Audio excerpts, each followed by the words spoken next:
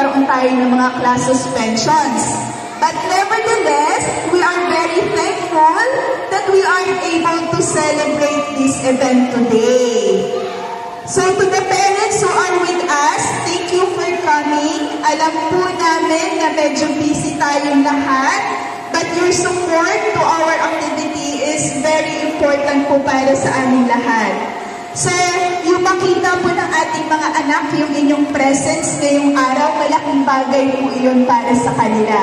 And of course, to our elementary students, alam po marami tayong activities for today. I'm looking forward for everyone's cooperation.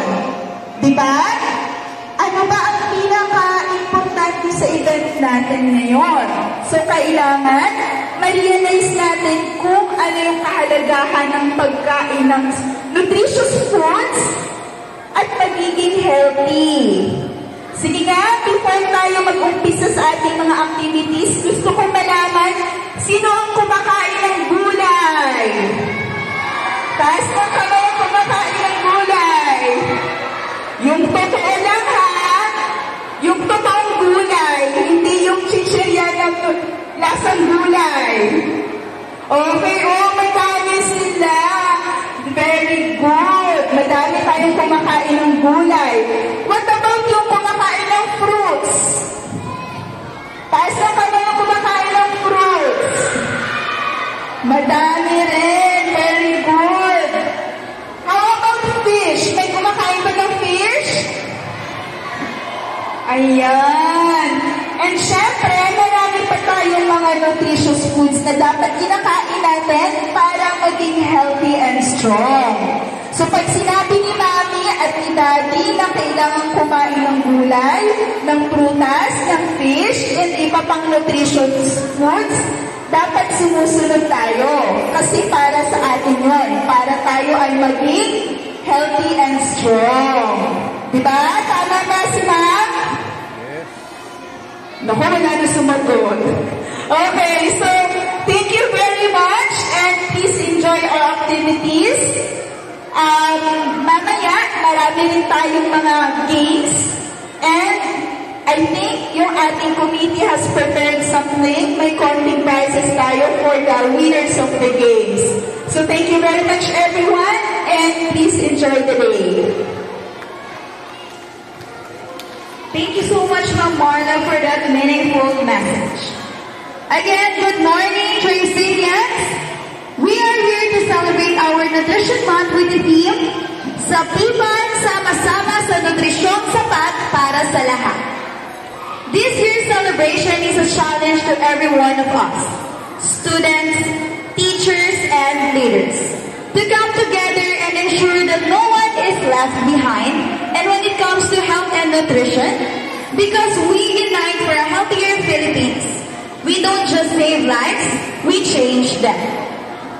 Our first activity for today is for our dear Kinder to Grade 3. This activity highlights the importance of physical activity as part of healthy lifestyle. Let's get energized with Sayaw Galaw Zumba para sa kalusugan to be led by Coach Jeff. May I call the Kinder to Grade 3.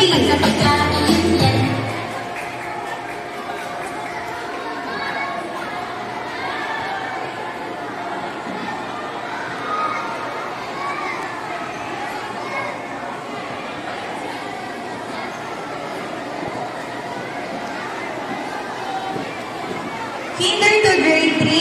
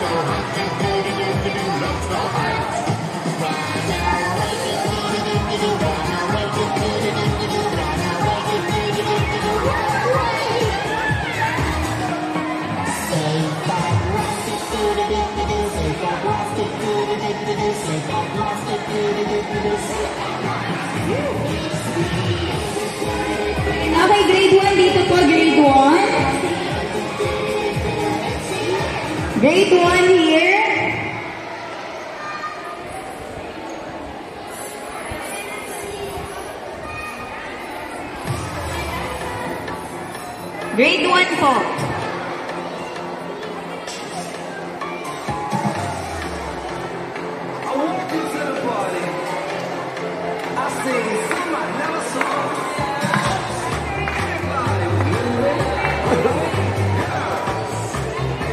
Grade 3 forward kayo dito. Hindi kayo dikit-dikit ha, kailangan meron kayong space.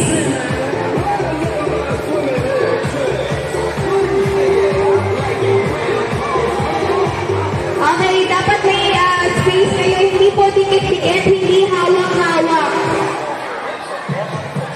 Dapat may space.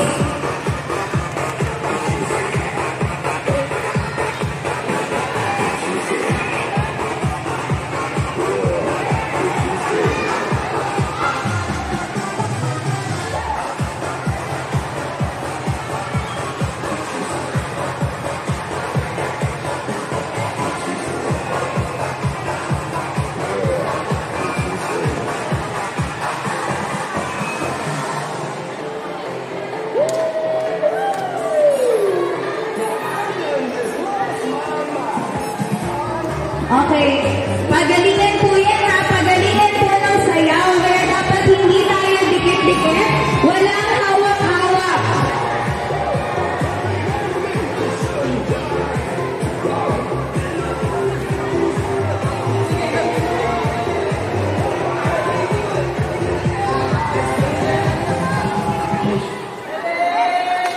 Okay, tingin tayo kay Coach Jeff ha, dito si Coach Jeff sa harap.